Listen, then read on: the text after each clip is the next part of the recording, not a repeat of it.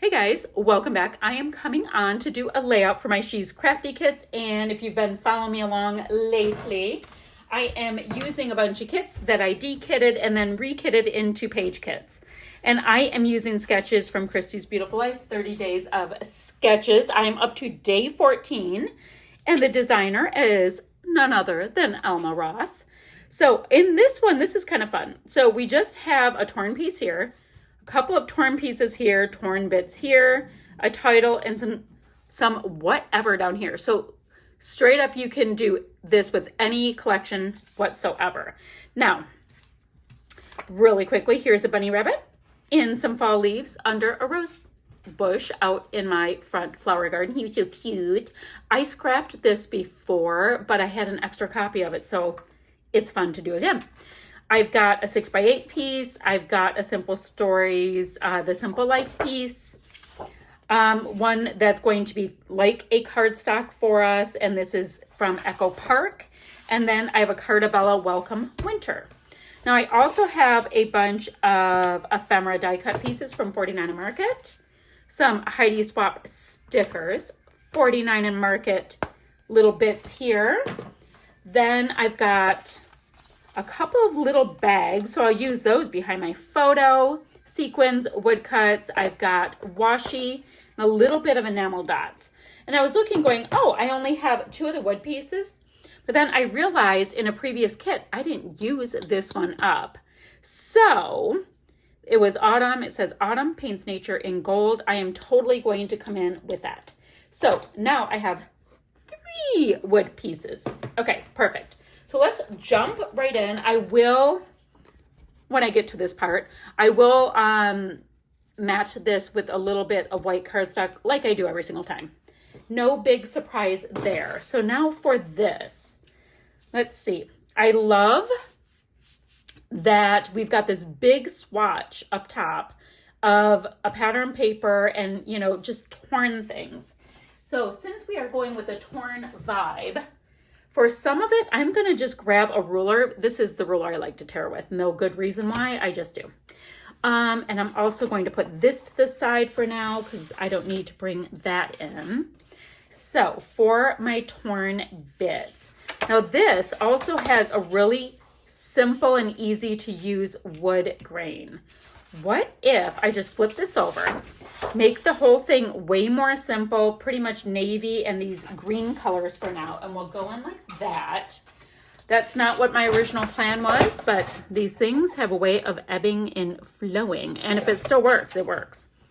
Maybe the day I was putting it together, I wasn't vibing wood grain, but today I am. So here we are. So we have this. Then the next piece I want to do is grab some of this really nice, oh, that's a terrible tear. This really nice piece here. It's not torn on the bottom, correct? Okay, it's torn more like on an angle. There we go. That's a little bit better. And then this edge is torn too.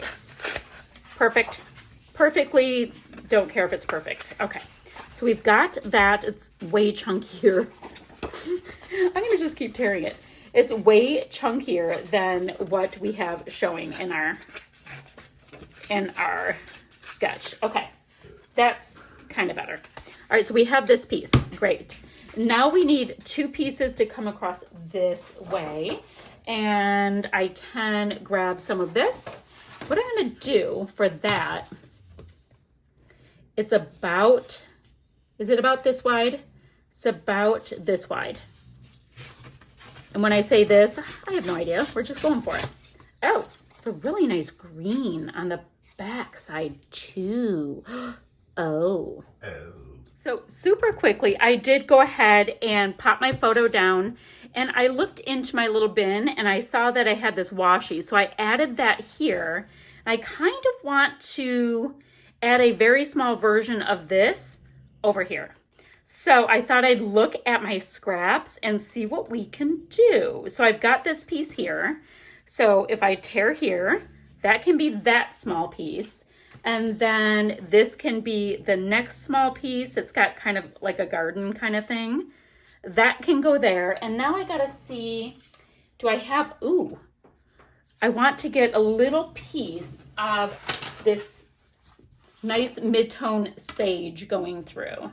So same thing, we're just gonna go ahead and tear it like the rest of it, and I'm gonna layer them up and put a little bit of that washi. So just trying to keep it going so you see what I'm up to. So guys, I've got these pieces in place. They're not popped down. I have my wood veneer pieces are colored up. I've got my flare pieces on and a couple of my chipboard pieces from 49 and Market. So at this point, I just want to see if there's anything else I can tuck in.